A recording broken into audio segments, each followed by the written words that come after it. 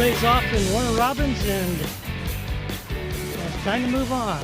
14-day leg. 13-day leg. 14-day leg. Into Lake City. I was going to stop in White Springs for a couple days, but I'm going to take the 13 miles extra and stay in Lake City. There's more support stuff there, so I'll stay in Lake City for a couple days. And yes, you saw this the other day, the museum, Air Force Aviation Museum.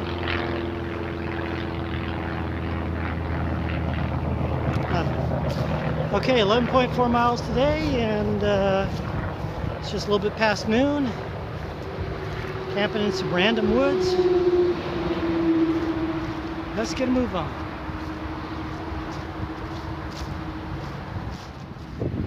Do you see a common theme here?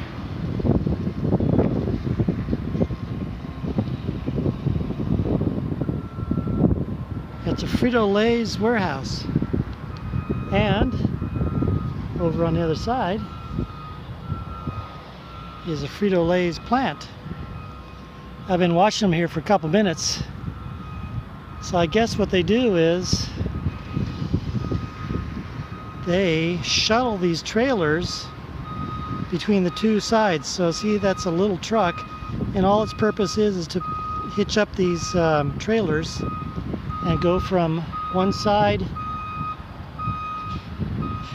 over to the other side and just move trailers back and forth. So now, since I'm hungry, I wonder if they'll give away free samples. And would I get a free sample over here in the warehouse? Or should I get a free sample over in the plant?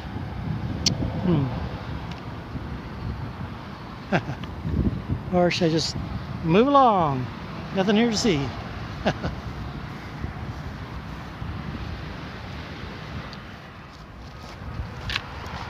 And besides being in a quandary as to where to get some free snacks here, I'm also in a quandary as to what to do tonight. So tonight is going to be relatively mild, 51 degrees, somewhat clear, but towards the early morning, like around 4 o'clock in the morning, it's supposed to start raining. And then all during the day tomorrow, up until about 7 o'clock, it's supposed to be a really heavy rain. Now, so my quandary is, should I camp out the whole night tonight out here in the woods where I was going to camp, and then just get up as usual in the morning and then take off? Or do I just kind of hunker down just for a few hours, eat some dinner, wait till about 11 or 12 o'clock, try and get a few hours of sleep, and then get up around 11 o'clock or midnight and do tomorrow's mileage during the night tonight, so that I can get into tomorrow, so I can get into Hawkinsville, where there's a park there with a covered picnic shelter, and just stay under that tomorrow and not get wet. So what do you think? Sleep for just a few hours tonight, and then get up at midnight and head on out, staying dry, or get a full night's sleep and then walk in the heavy rain tomorrow? What would you do?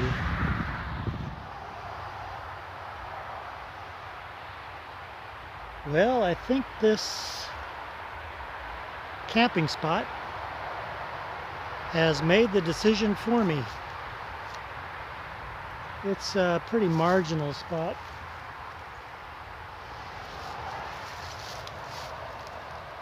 So I think what I'll do here is just eat something, take a nap until 11 or 12, and then get up and do the 15 miles into Hawkinsville tonight. Yep, walking in the night. Now, as long as it doesn't get cloudy, I'll have a little bit of a moon to light the way, but let's see what we get, huh? And hopefully that traffic dies down too, huh?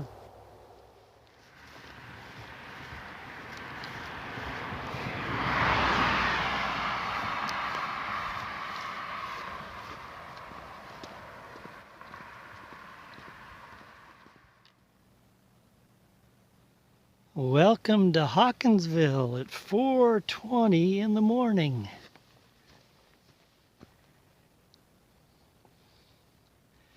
Well, not much to see right now, so let's see what it looks like in town here, huh?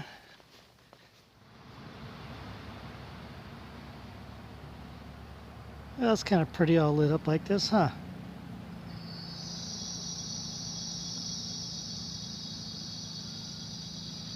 I might head back here into town later on today, if it's not raining too hard, to go to the library, upload some stuff,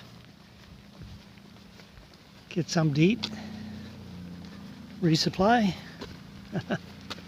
But another mile or so to go. So I can go take a nap.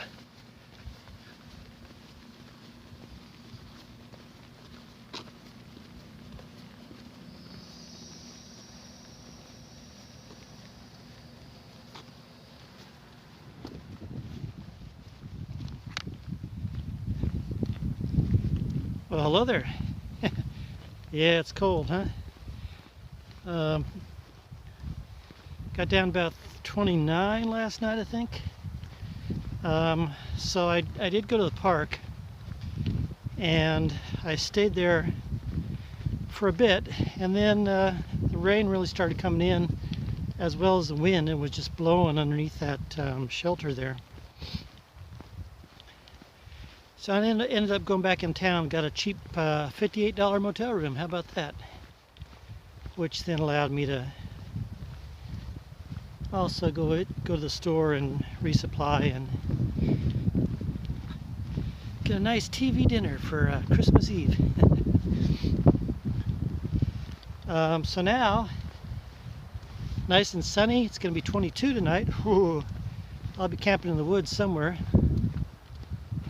just a few miles north of a town called Rochelle. And it's pretty country out here. And it was really weird, you know, walking through town this morning with nobody out. This is Christmas, by the way. Nobody on the streets. It's always kind of interesting seeing that, no matter what year it is, no matter where you are, you know.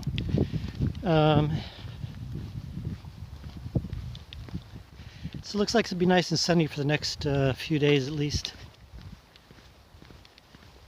Well, that's pretty clever, huh? Makes that mailbox look like a cannon. All right, that's it for now.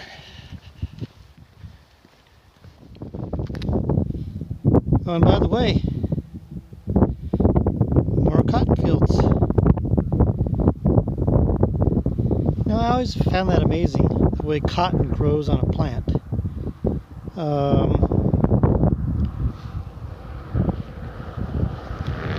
I've never really, for some reason, I've never really gotten my head around that. Now, of course, I guess, well, no. So cotton from a plant. Let's wonder how that works. You know, wool is from an animal, of course, but, huh. Just think, a lot of times the clothes we're wearing have been grown from plants.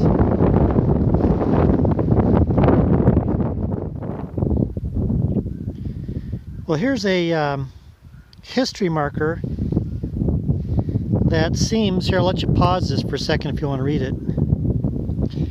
It seems to be out in the middle of nowhere, but the reason it's here is because Jefferson Davis, you might, if you remember your history, he was the president of the Confederacy. He was living down this way, and we're going to go close to it in a day or two, but not really pass by it.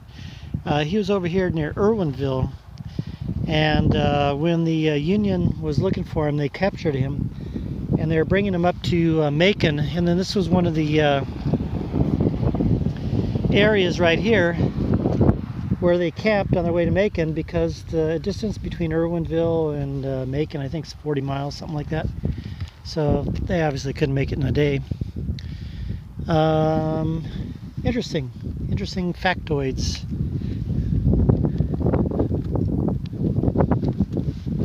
Alright, so we're headed this way, and we're going to turn left and go towards Rochelle, and going to pull up short of Rochelle today, go through Rochelle tomorrow, pick up another resupply for I think 2.5 days worth of travel. And then after that we go through Irwinville.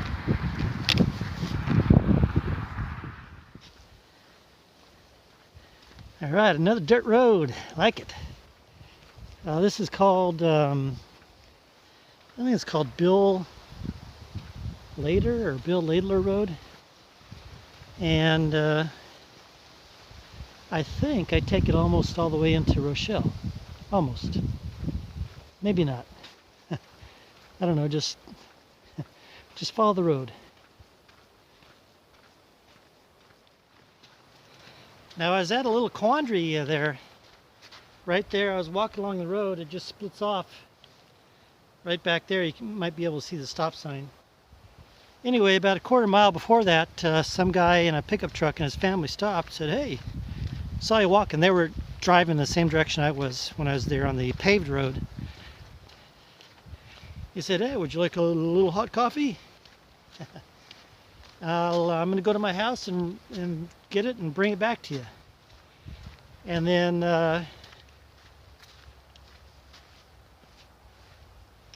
so after that, came this dirt road where I'm turning off onto.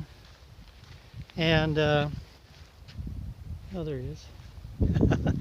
So, anyway, what I was saying is I hope the guy, John, right? Thank you very much, John. I was saying I hope he finds me, and actually he did. As you saw as I was chatting away at you, he ran the corner there and saw me. So I got a nice warm coffee and a nice biscuit there. So it'll be a nice little, I'm going to take a little break right up here on this little curve up here. And thank you very much.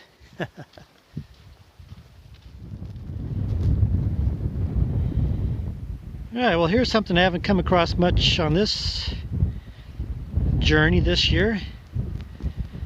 And in fact, let alone after Kansas last year, I didn't see many of these. But look how big this pivot is. This is a really long one. It'll be interesting to know what is going to be planted here. That's a really long one, wow. It might be the longest one I've seen. And look at the clouds. This cold front's gone through, and whenever you got a real good cold front like this, you get these nice cottony clouds that hang around the back end of the cold front.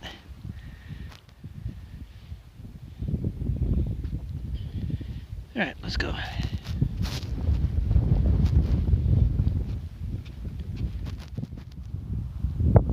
I want to show you something here. Here's another pivot up close and personal, but I'm going to show you, besides this one, I'm going to show you something else. So this is about typical for the length of pivots that I've usually come across. Now, just like that one we saw earlier, about a quarter mile long. Look way out there. There's another one with a real long length. Again, probably another one that's almost a quarter mile.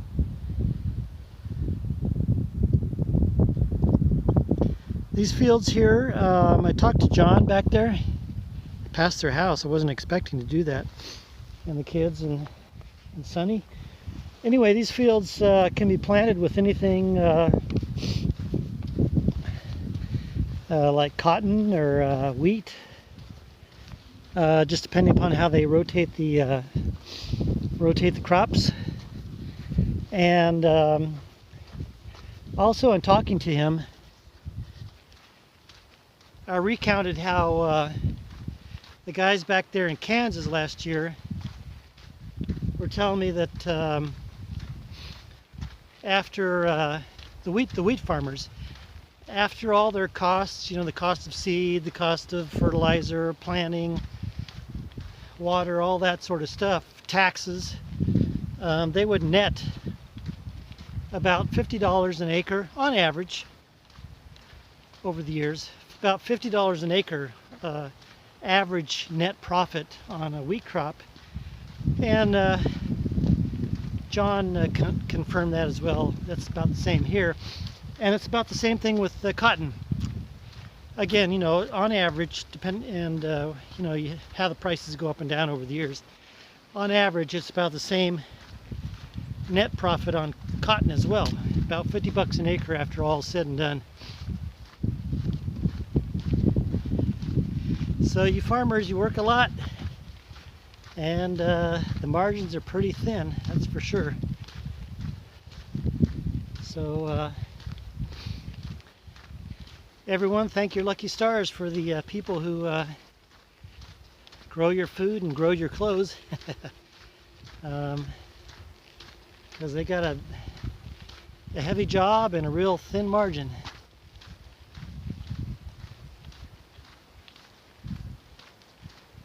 I like this countryside here. Here's some more cotton right here.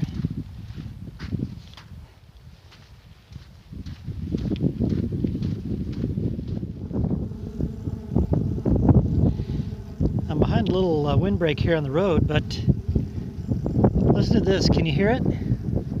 This is how high the wind is whipping right now.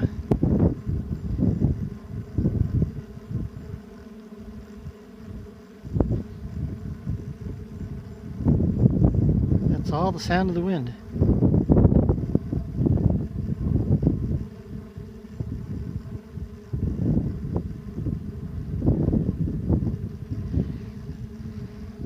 It's supposed to be 22 tonight, but at least the wind's going to die down, so it won't be.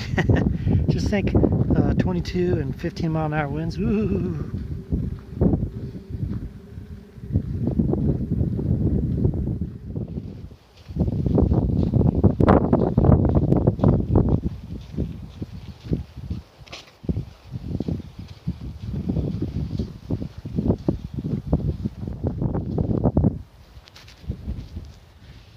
Came across all these buzzards here. Wonder if I should go find what they're eating, huh? It's just right over there by that pole, I think. Nah, I'll let them be. Have a nice rest of your lunch. I'm gonna leave now.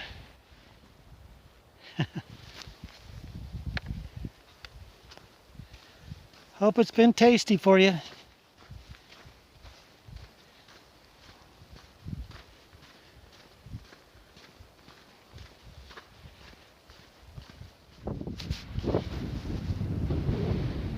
It's really been nice being able to walk this dirt road just about all day today. And there was only one car that went by today. That's it.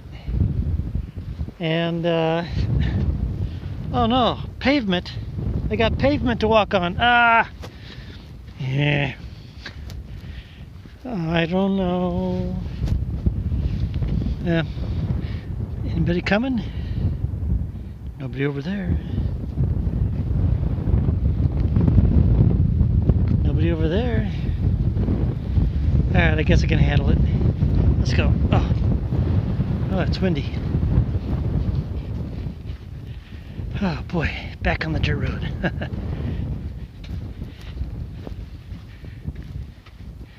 Doster.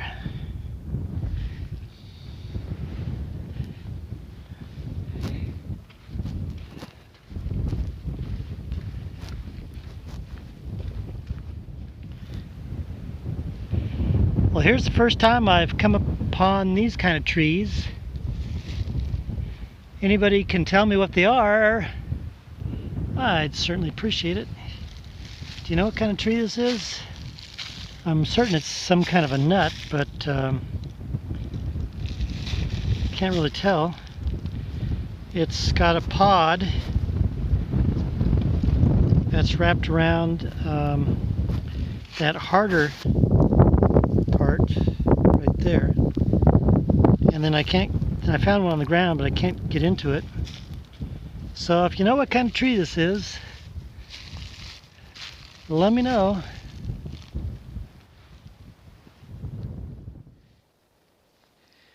Well, let's see what stealth camping tonight in these woods are like.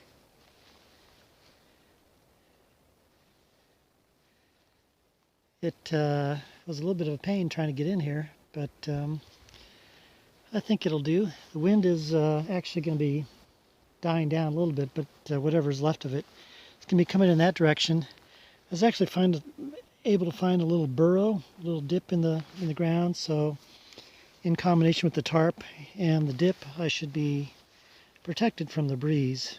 The wind is actually going to probably shift a little bit and come straight this way, right here like this, instead of like this, but it's the best I could do. So let's see how it works. There's a nice little divot though. All right, nighty night, getting ready for 22 degrees.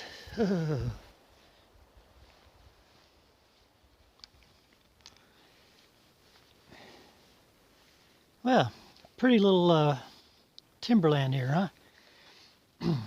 Cold last night. And so let's get a move on.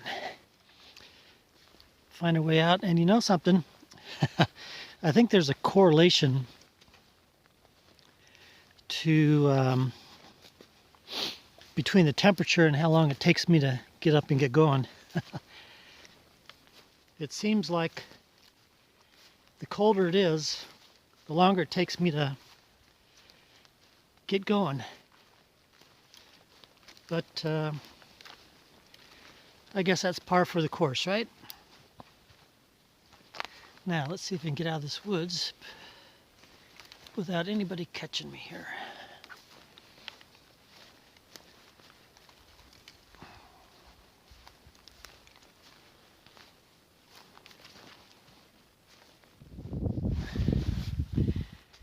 So looking at this puddle here,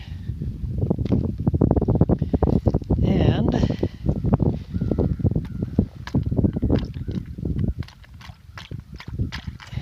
frozen.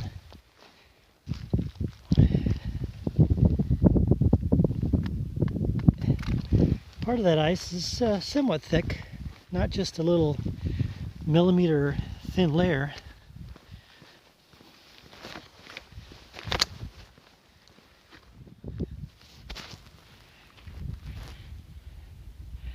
Now here's the base of one of these pivots up close and personal.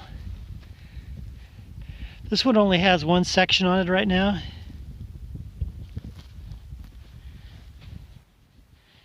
And I think these sections, each of these sections are about 100 feet long, maybe a little bit longer. I've been counting them with my steps. And I even want to say they're 120 feet long, each of these sections. But anyway, what I wanted to point out on these pivots here.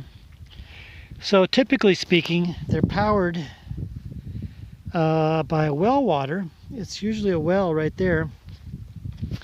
And then sometimes on these pivots, they also have tanks that inject fertilizer or stuff into the water. Now on this one, you can see it's just a plain old water source that's coming into it. And then once the water pumps into it and they turn the pivot on, then it does its whole thing around the whole field like this. and pivots around, and then somehow it knows how to come back the other way. And I'm presuming that this is probably a control box that signals to the wheels here to say, okay, stop, go the other way now. You might say, well, gosh, it tramples over what they're planning, and yeah, it does make wheel tracks into the rows, but for the cost saving and the greater efficiency of irrigation, it's a very minor loss. So these pivots are pretty interesting. And you know, a lot of these, well, not a lot, but some of these, I think I mentioned this last year, some of these have these real fancy GPS stuff on them, so that the farmer can see exactly where in the field the pivot is, and also controls, it looks like this was cotton here. I'd also control the amount of water that goes into it. So they're pretty interesting. And some of them have flashing lights on them. I noticed that last year. Looking out on the fields in the horizon, you could see the pivots had the flashing lights on them. So not only could you tell during the day where it is, but at night you could look out and see where it is in your field as well.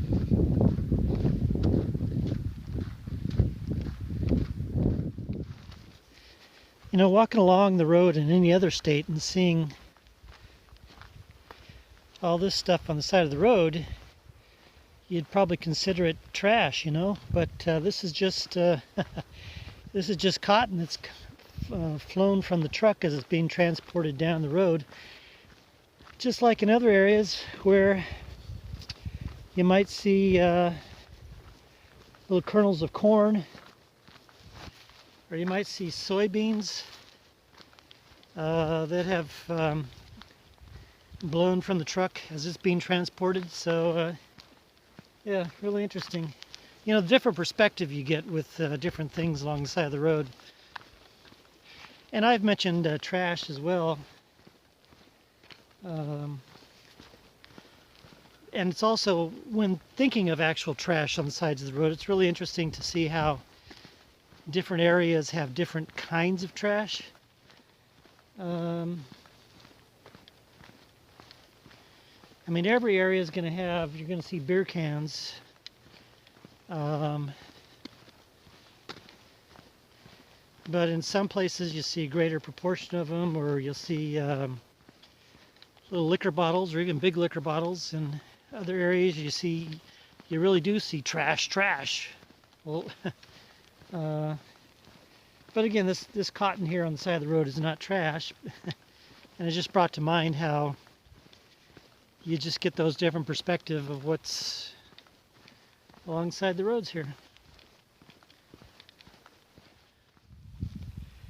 Well, thank you very much, Fred. So I was just outside Rochelle there. I got stuff here. Just outside Rochelle, and this guy pulled up alongside the road, said, "What are you doing?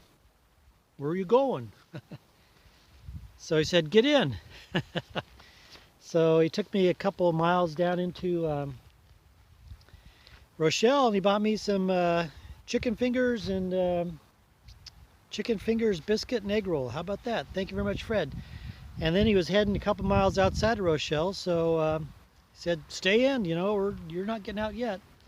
So now it just knocked off a few miles off my route today, so I'm going to make it a little bit further into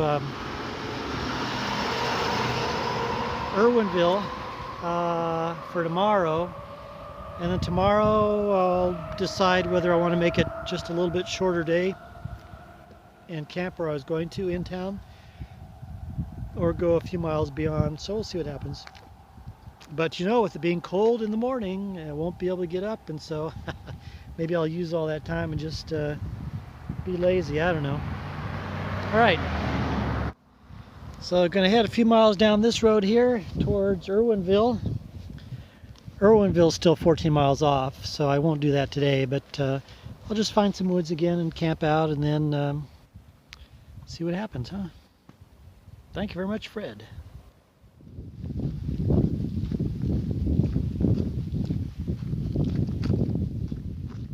Wow, this is amazing. On YouTube once a long time ago, I saw a video of a deer that was stuck in a fence, and a couple of guys helped get it out. And look at this. I've come up to a deer stuck in a fence. And I'm going to see if I can help get her out. You're okay. I'm going to help you, okay? I'm going to help you. Stay there. Stay there. I wish I could put this on video. Okay, how am I going to do this? That's barbed wire. Here's a stick. Alright, see if I can untwist that for you, okay? Don't be afraid. I'm your friend. Ooh, that's really, don't, you keep doing that, you're going to tear it up. Alright. Little baby's trembling with fear. Hold on. The more you do that, the more you're going to rip up your leg. Stop, stop, stop, stop. There, here, let's try this. Okay, look, I think we're getting it. I think we're getting it. There you go. All right. I just got all splattered with blood. Okay. Stay there, baby. You're okay. Ugh.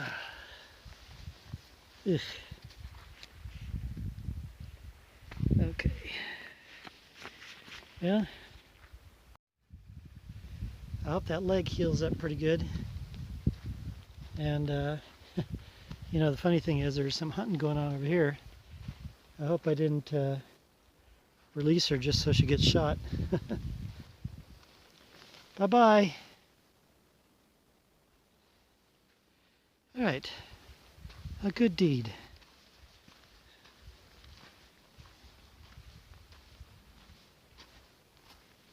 And the fence was not harmed in this endeavor.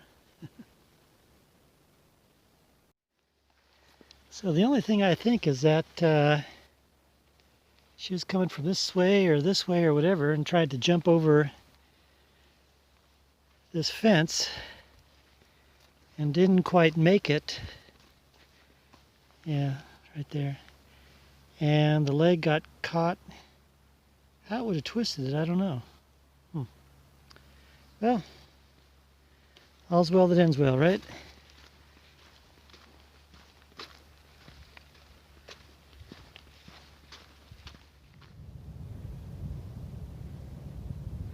Not only did I get to help that deer, I get to see a train going by. All right.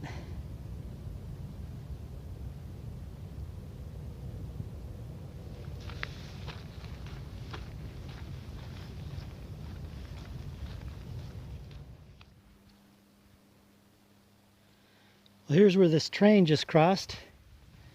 And look at this here on the side of the track. Looks like they're getting ready to, I guess, replace the timbers in between the tracks. Or maybe they're getting ready to double track it. I don't know. Maybe they're getting ready to double track, huh?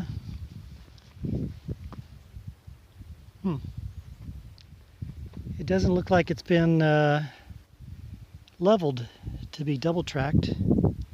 So I wonder if they're just getting ready to replace the timbers.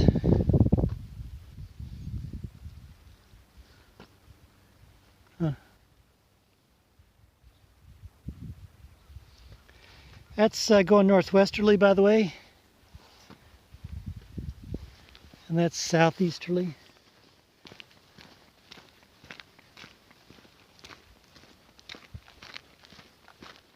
And I'm just finding all sorts of stuff today. Look at this. An armadillo.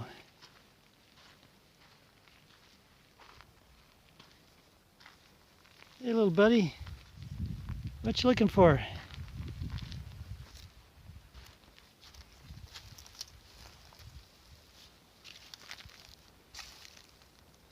He's not minding me. Oh, there he goes. Howdy. How you doing? Yeah? Find anything good to eat there? Yeah? All right, see you later.